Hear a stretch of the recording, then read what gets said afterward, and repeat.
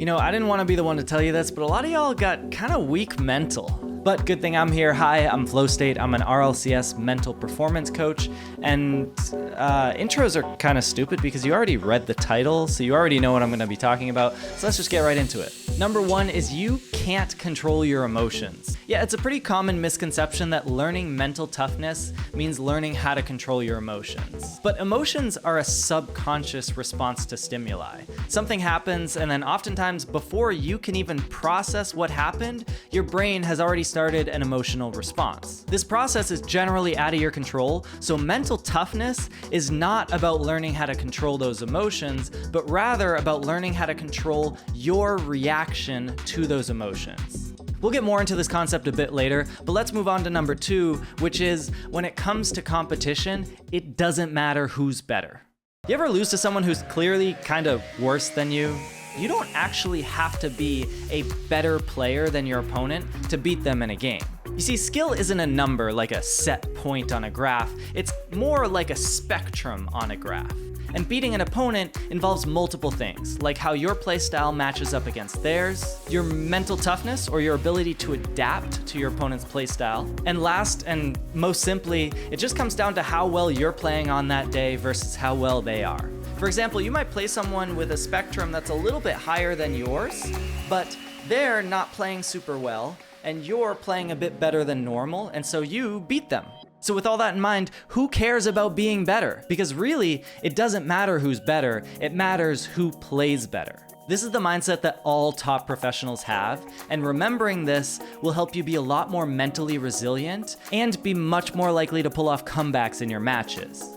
Number three is that you will never stop feeling pressure when you compete. There was this really cool study done with skydivers and competitive ballroom dancers, and I know that's kind of random, but just bear with me here.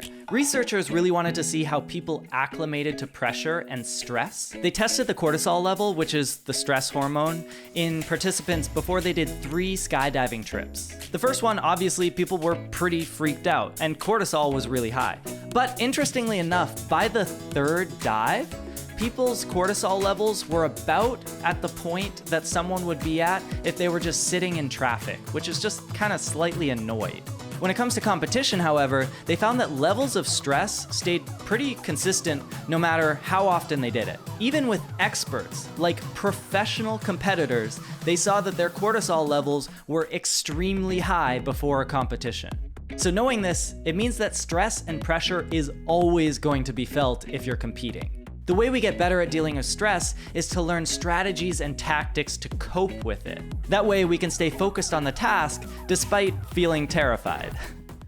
Number 4 is that a mental coach doesn't figure things out for you. We figure things out with you. Sometimes I find that the expectation when booking a session with a mental coach is that they're gonna fix you. But first of all, we're not fixing anyone because you're not broken.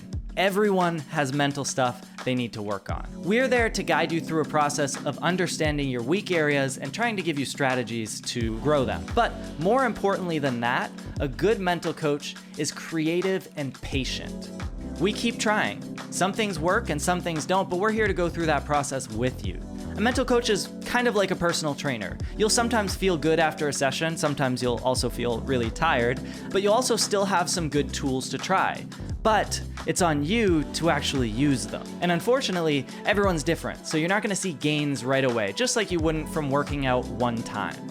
I kind of hate when people say this, but the brain is like a muscle. It really needs to be trained over time. It's not just something that you can change right away. Mental coaching is an art and a science. It requires a lot of knowledge, but also a ton of creativity and patience. And I do coaching if you want to check out my link in the description. But anyways, let's go on to number 5. Training the mind is training the body. I don't remember who exactly said this quote, but I'm pretty sure it was a chess grandmaster. And they said that you cannot be in peak mental shape if you're not in peak physical shape. And this goes hand in hand with what we know in science. Exercise primes the brain for learning. We see growth in reaction speeds, memory recall, and just generally feeling better because exercise reduces cortisol, which is the stress hormone. But you already know that because you were paying attention to like number 3 or whatever the one with cortisol was. Good job.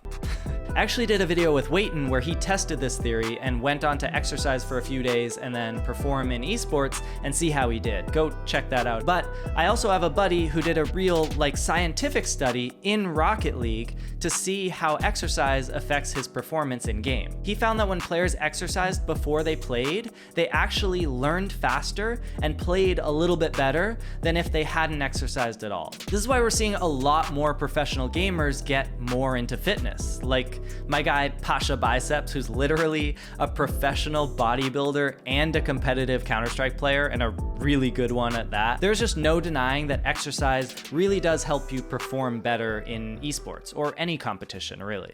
Number 6 is hit the like button. No, I'm pretty sure I'm legally required to ask you that. YouTube will arrest me if I put out a YouTube video without asking for you to hit the like button. We still have more to get into, so don't leave yet, but I appreciate you guys' support in the video. Just watching helps out a lot.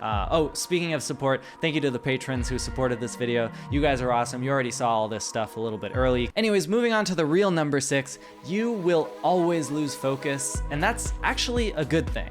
Now, I actually used to struggle with this a lot. In my journey into sports psychology, as I learned that mindfulness meditation is pretty much the best way we know of to train focus, I at first thought that I literally couldn't do it because I would just keep getting distracted. But then I heard this analogy, and it was literally the coolest thing I've ever heard. We train the mind in the same way that we train muscles. And specifically, we're gonna look at a bicep curl here. To do this exercise, we're gonna take a weight or resistance and pull it up and then release it. But it's only in releasing that weight that we have the opportunity to reset the resistance and then do another rep. So when we're training the mind, we focus on something. In meditation, it's usually the breath. And then when we notice a distraction, instead of getting frustrated, we can actually be grateful for that distraction, because that is resetting our resistance and giving us another opportunity to get a rep in of the exercise, which is bringing the mind back in to whatever we were focusing on in the first place. We killed it. I did that all in one take. I usually have to do a lot of multiple takes for stuff like that. Let's go. Anyways, we're gonna finish it off with one that kind of sums up a few of these points and also just applies to life in general. And that is that as we go through this process, it really doesn't get easier, but you get tougher. And it's really actually quite relieving to start to accept the fact that you can't control some of these things. And we can finally allow the mind to be at peace instead of creating all this turmoil trying to fix things that we can't actually control. True mental toughness is learning how to accept these things that we can't control and be able to move on past them no matter how difficult it gets. And that's it, boys. If that didn't motivate you, then you're a freaking robot, because I want to go run a marathon after finishing recording this. I will see you guys in the next one, and go practice.